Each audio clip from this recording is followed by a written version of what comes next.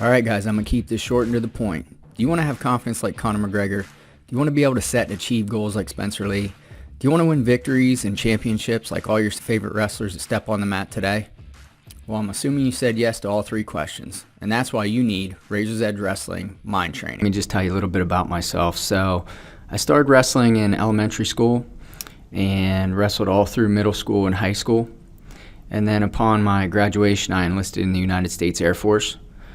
Throughout my time in the Air Force, I had a tremendous opportunity to travel the world. I met a lot of amazing people. I learned a ton about the military and life. And then upon my honorable discharge, I was able to enroll at Lock Haven University. And again, I was able to walk on to the Division I wrestling team. And again, it was just a tremendous opportunity. I was surrounded by so many great people. NCAA All-Americans. I got to work with NCAA champions and even Olympians. One of my assistant coaches down there, Kerry Colat, was, one of the greatest wrestlers in the history of the United States. And, so again, I learned just so much while I was there. And then upon my graduation, I was fortunate enough to be given the opportunity to teach history and coach wrestling at Phillipsburg High School. During my tenure there, we were fortunate enough to coach a number of state place winners and a few championship teams. And that pretty much does it. So let's get on to the good stuff. The good stuff is why you're here and how this program can benefit you not only as an athlete, but also as an individual. And so let's just start it off with this quote that I found. Mike Tyson released a book a couple years ago, and I read it, and it was about his relationship with his coach and mentor, Cus D'Amato. Mike Tyson, as many of you know, he is one of the greatest heavyweight boxing champions of all time. He was the youngest heavyweight boxing champion in history. And, in the book, Mike attributed a lot of that to the mind training that was done by his coach, Cus D'Amato. And, I found this quote from Cus D'Amato very interesting. He said, fighting or boxing is at least 85% mental. And, since wrestling and boxing and MMA, they're all considered combat sports, it's one-on-one competition. And, in my opinion, I've played other sports. I've played football and, some other things. And I think wrestling demands the most of an athlete mentally, just because of that one-on-one nature. It's just you and the other guy. It's not an entire team versus another entire team. And, if one guy messes up on the team, the other guy can pick up the slack and still make a play or something along those lines. And, 85% mental, that's obviously a lot. That's the majority of your game is 85% mental. And, it's interesting because I believe that if you ask any coach, they're going to say it's at least half, right? It's at least 50% mental and 50% physical. But here's a guy who obviously was extremely knowledgeable in the sport of boxing and, coached and mentored one of the greatest boxers of all time, and he's saying that it's 85% mental. So, but let's just, for the sake of the argument, we'll just say it's 50-50. And, what's interesting about that is today, most athletes do not train their minds almost at all. And, like it says here, why are we here? Well, we're here to talk about the power of the mind. And, on this slide it says, despite knowing of the absolute importance of the mental game, most athletes and coaches neglect training the mind. And I said, why? And I just wanted you to think about it for a minute. What do you know about training your mind? And I'm not being critical of anyone out there, athletes or coaches. Most coaches know a little bit about training the mind just from their athletic careers, and they bring that into their coaching careers. But the majority of people aren't really quite sure how exactly to train your mind, and they're not familiar with the techniques and strategies that you need to be in control of your mind. And so that's what this program is all about. I've gone ahead and I've compiled, a lot of information, techniques, and strategies that I've picked up through decades of reading and just being around a lot of knowledgeable people and And throughout my own career as well, and just the various chapters of my own life, and I've put it all into this program to make it, easier to follow for athletes. Just like you would learn a curriculum in school, whether it be, history or math or English or whatever, that's what I've tried to do with this program, is put it all together in an easy to follow program so that athletes can learn how to train their minds. Because again, if we go back to that 50-50 model, 50% mental, 50% physical, and you're not doing much for your mind, you're missing half of your game, and you're not going to reach your fullest potential as an athlete or as a person if you're not training the mental game. And that's just the bottom line. And, at the bottom of this slide, it says the best athletes train their minds. And the reason I know that is because, I've heard interviews, I listen to the things guys say, I hear a lot of the Penn State athletes talk about, in their post-match interviews, they'll mention certain quotes and phrases that I pick up on that I can tell they're training their minds. I know they have a sports psychologist that works with the team. Cale Sanderson has talked about her and how important she is to their team. And so they're definitely doing it. I was doing it as well. I'm certain of it because, the godfather of Iowa wrestling, Dan Gable, was a master psychologist. And you hear the Brands twins and you hear Spencer Lee mention a lot of, again, quotes and phrases that I can tell I pick up on that are, geared towards mind training. The Olympic Training Center has sports psychologists, again, because I've heard their athletes talk about it. So that's what you got to understand, is the best athletes are training their mind. They're not neglecting that aspect of their game. And if you are neglecting it, that's 50% of your game that you're missing out on. And if you agree with Custom Auto, maybe you're missing 85% of your game. Just imagine the impact that that's going to have on your career if you start training your mind. And like I say here, the reason for this is because your mind creates your reality in many ways that will be discussed throughout this program. So your mind does create your reality. And I'll get into the details about this stuff later, but, if you're just kind of like operating on default mode, then the bottom line is you're just not going to fulfill your potential as an athlete. And before I get started, guys, I really want to emphasize to you that I firmly believe that this type of mind training is the next evolution of the sport. This is the future. And the reason I say that is because, they've been doing mind training at the Olympic Training Center for decades. The top of the top collegiate programs have been doing it for a while. I know that, the great Dan Gable was utilizing mind training, and, when Iowa was at the top of the sport. And today I believe that, most of your top programs are probably doing some sort of this type of training. And I believe that, in the near future, this is going to matriculate down to the high school level. And, there's probably some high school kids already doing this type of stuff, some of the best. But eventually I think that this is going to, I believe that coaches are going to start to realize the potential of how much this can improve your wrestling. And this type of training is going to be highly sought out across the board. And another thing I'd like to mention is that this series is jam-packed with highly effective strategies, techniques, and information on literally reaching your fullest potential as an athlete and in life. And I sometimes I'm thinking to myself, maybe I'm putting too much into this series. But like I said, I wanted you to get the most bang for your buck. I've put, a ton of information in here.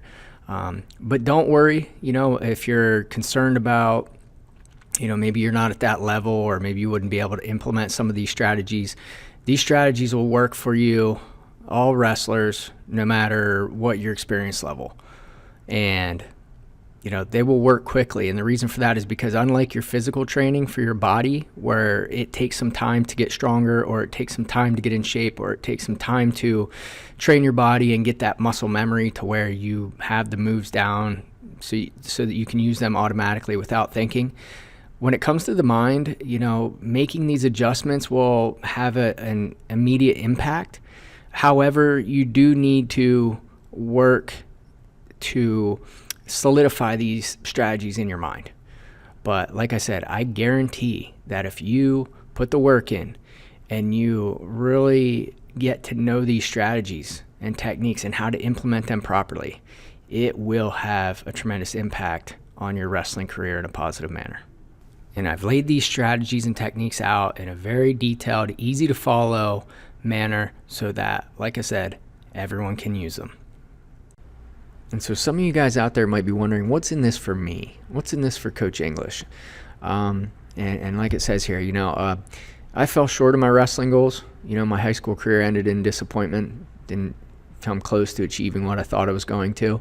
So I was very disappointed. So when I had, basically finished my military career, I went to college and I decided I was going to walk onto the wrestling team. It's a D1 program. That's a big deal.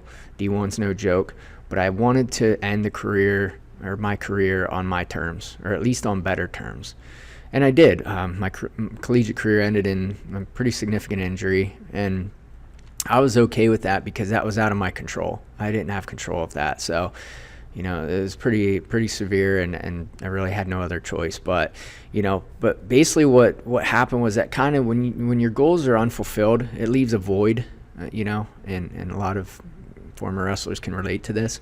And so this is an opportunity for me to help athletes achieve their fullest potential, which brings me great satisfaction and fulfillment as well. So, I'd like to say it's all about you, and it kind of is, but it also, I love helping people achieve their goals, and that's such a rewarding feeling for coaches. Any coach out there will attest to this. When you see your athlete go out there and perform well, or maybe use techniques that you've been working on in practice, or maybe you see one of your athletes go out there and win a match they're not supposed to win, those feelings are amazing for coaches. It gives you a tremendous sense of self-satisfaction and fulfillment. So again, I'm in this to help you guys. I want to see you guys fulfill your potential and achieve your goals. That would mean so much to me, but it also brings me a great sense of fulfillment as well to see you do that, because in a way I know that maybe I helped you with and that, so, or I played a role just in real that. quick, So, again, just keep that in mind as you're going here through this program. I want to see you just achieve like it says here, my all work that with you some other can athletes. in this sport. That's gonna, and so I've again, worked that's with a gonna number bring of me a great athletes on sense of mental skills and enjoyment as strategies well. for a very brief time with great results. And what I mean by that is, I have sat down and worked with specific athletes on this program, and I can get into some more detail on that later. But, as a teacher, I do have other athletes in my classes, football players, cross-country runners, and some wrestlers as well. And just in the brief amount of time that I have these student athletes in class, maybe a couple minutes before the bell rings, or maybe a couple minutes at the end of class when we're done, I might talk to them a little bit just to kind of give them some pointers and some tips and just kind of see where their minds are at. And just one example is I had a sophomore who moved from JV football to start on varsity in just a few short weeks. And this was an athlete that he walked into class one day and he kind of walked past me, and I see he's a pretty big kid and he looked athletic, and I thought, man, I bet this kid could be good.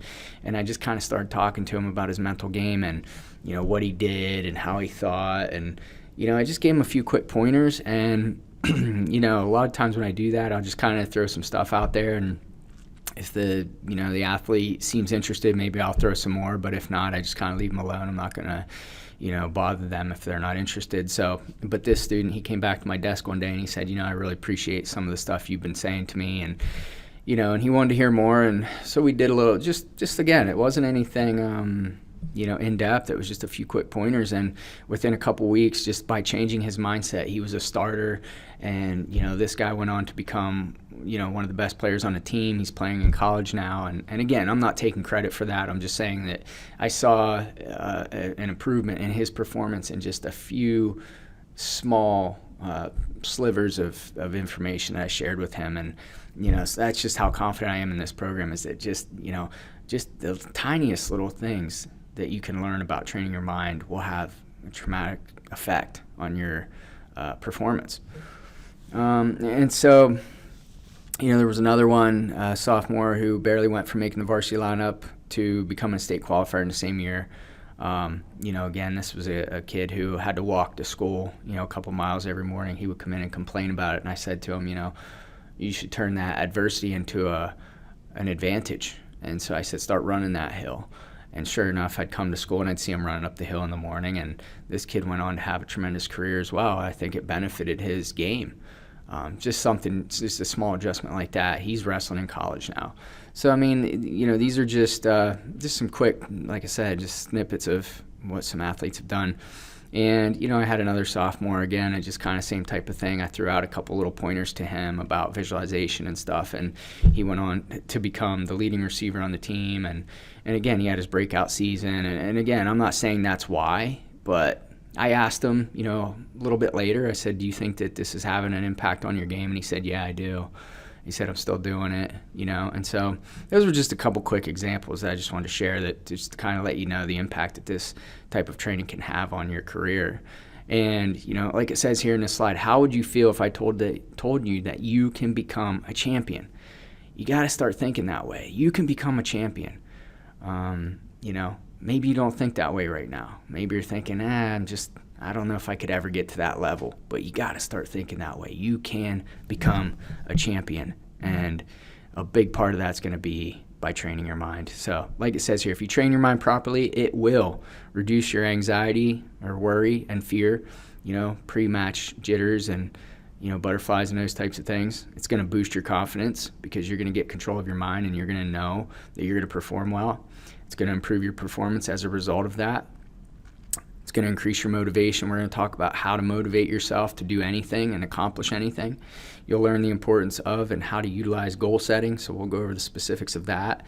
You'll have better, more efficient ways to train, which again, that's a big part of success, is learning better and more efficient ways to train. Don't waste your time. Don't waste your energy. Do it right. You will reach your fullest potential as an athlete, and like I said, in life as well. You will peak at the end of the season when it matters. You don't want to have a great season and then kind of, run out of steam going into the postseason, and maybe you don't finish up the way that you had hoped. And obviously that's the most important thing, is how you end up at the end of the season. And, like it says here, you will improve your overall quality of life, because these techniques and strategies, they don't just apply to your career athletically, they apply to your life, and they will make you a better person. And so there's just so much more that I'm probably not even mentioning here. And if you do these things right, these strategies and techniques, you will see results immediately. I can guarantee that, if you're willing to do the work. It's not a magic wand, but, I'm not just going to say abracadabra and you're going to be a state champion. But like I said, if you take these techniques and strategies seriously and you apply them and you work at them, you will see results immediately. I'm confident of that. And so just real quick, I want to go over this Razor's Edge Wrestling Mind Training Curriculum, and again, it's kind of just like you would see in school, where there's a curriculum and it's a plan on, going over all these techniques and strategies. And so obviously right now we're doing the introduction, and we'll move through this. I'm going to talk about, just some examples and metaphors here on training your mind, talk about the Navy SEALs a little bit. And then the session 2, we'll get into self-image. And self-image is so important because it literally will determine everything about your life. And a lot of people aren't even aware that they have a self-image. But I talk about the importance of that, how to build the proper self-image, a healthy self-image. And, again, I go over some examples on some people that have, trained their minds and the success that they had as a result. We'll talk about visualization in session 3. Visualization is it's a huge component in your success on the mat.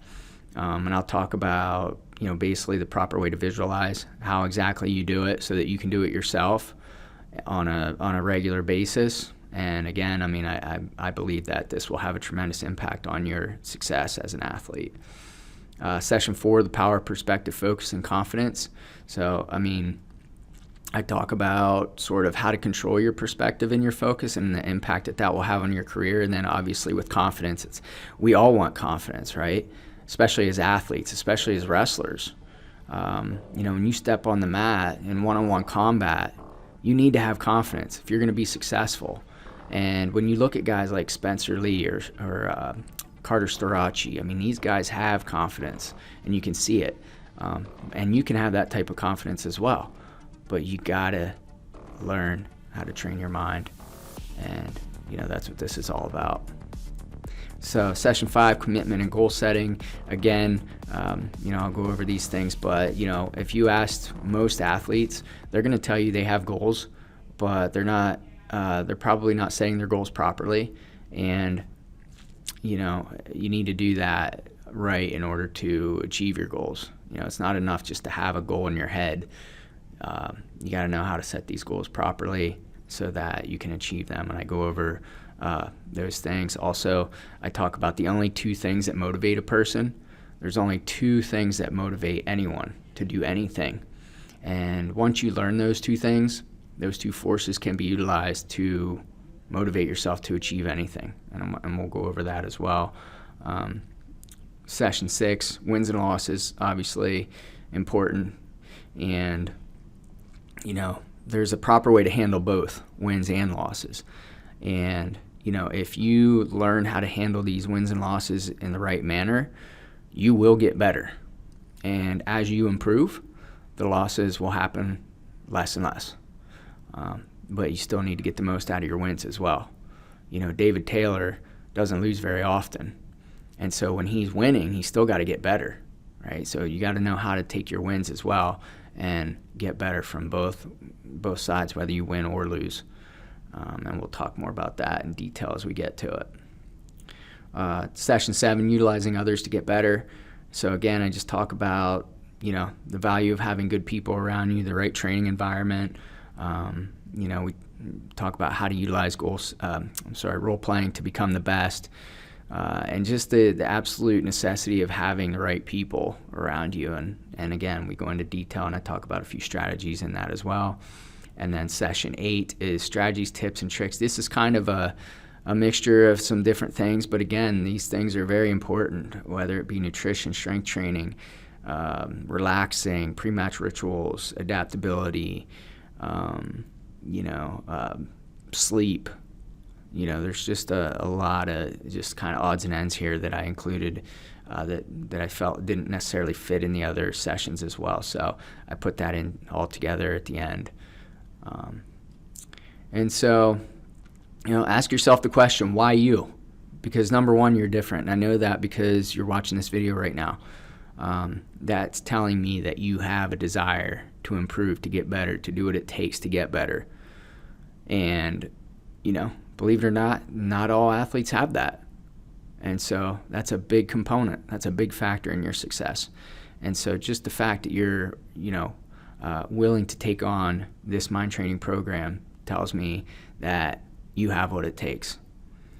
And so you need to believe. And we'll talk more about that later as well. So wrestling develops discipline, work ethic, mental fortitude, and goal-setting ability. So as I said before, this isn't just about wrestling. This is about life.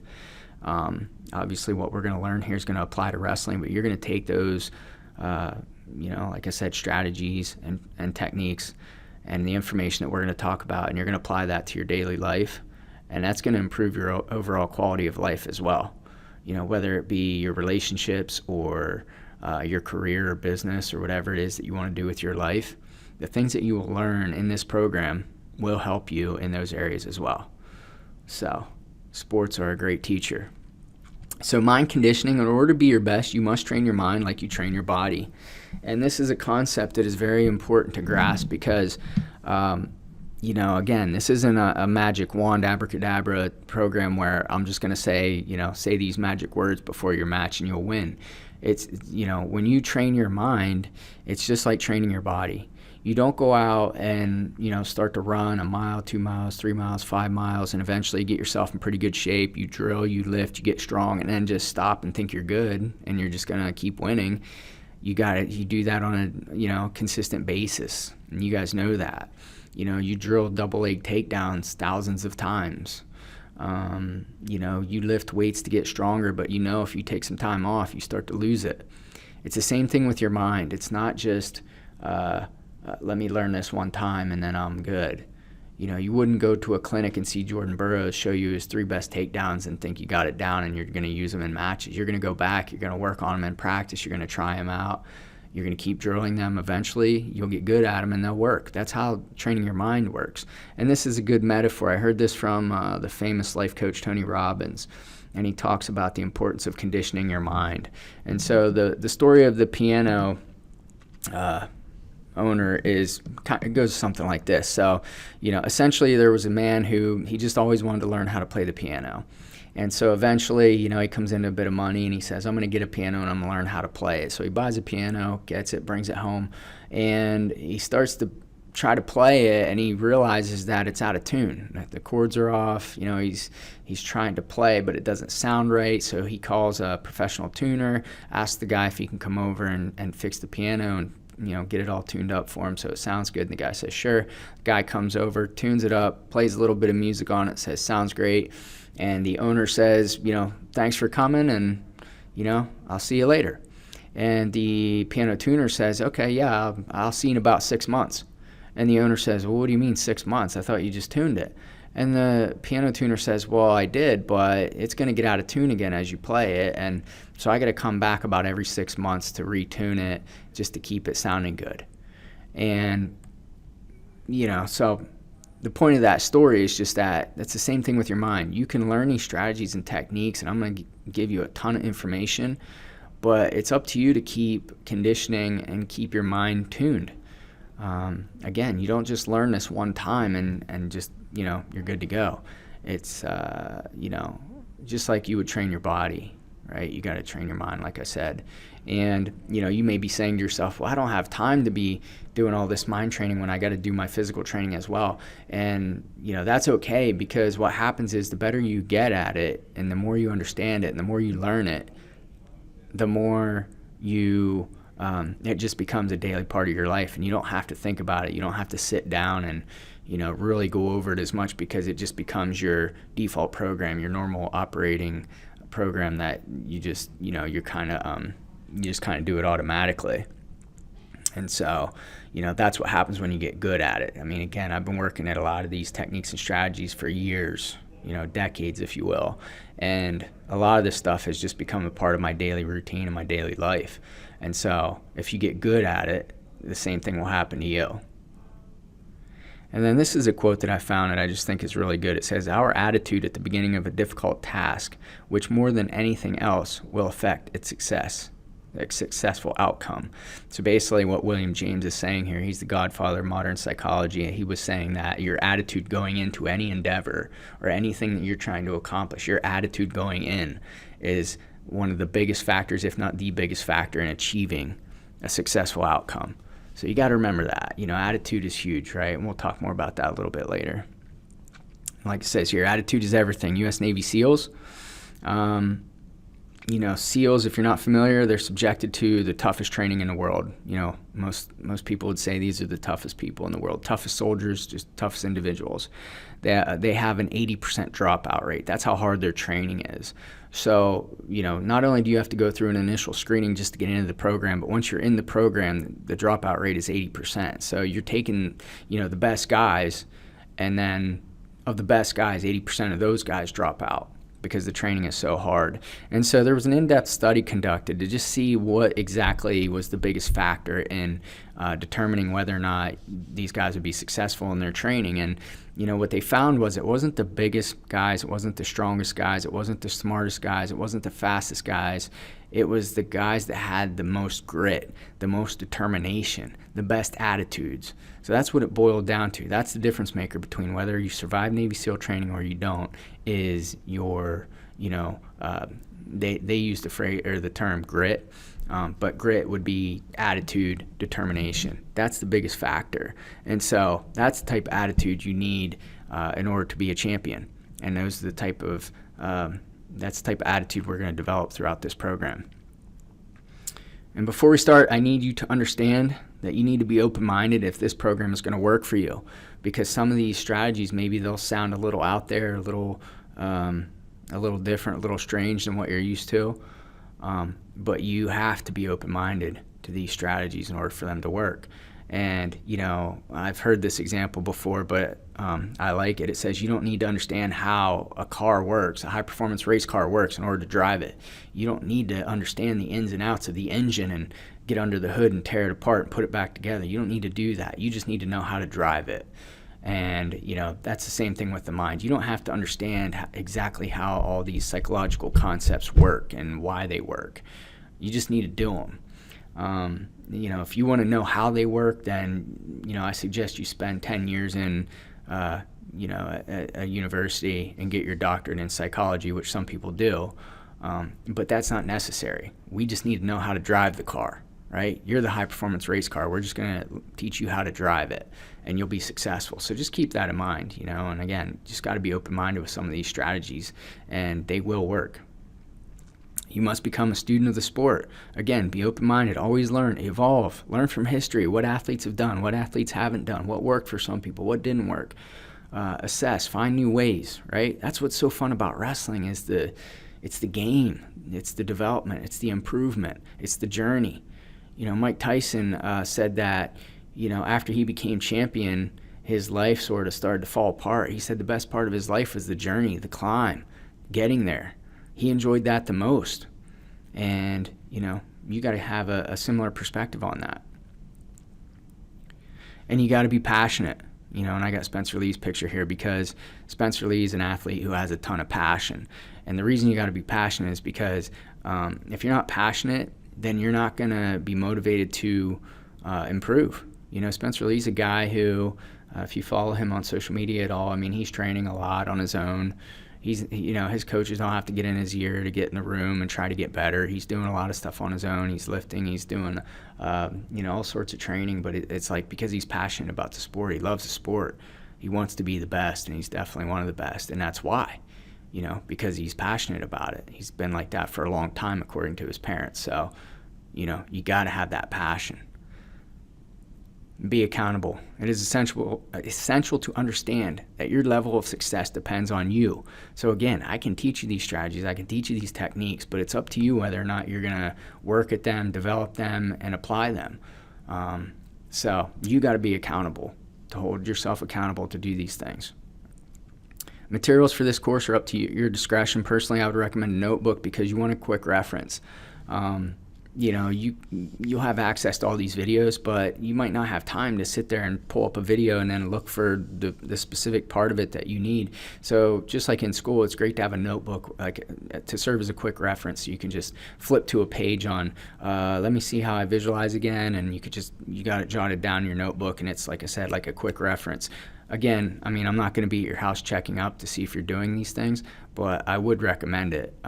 Like I said, and then you can review your notes when you get time, remind yourself. It's all about developing the right mental capacities.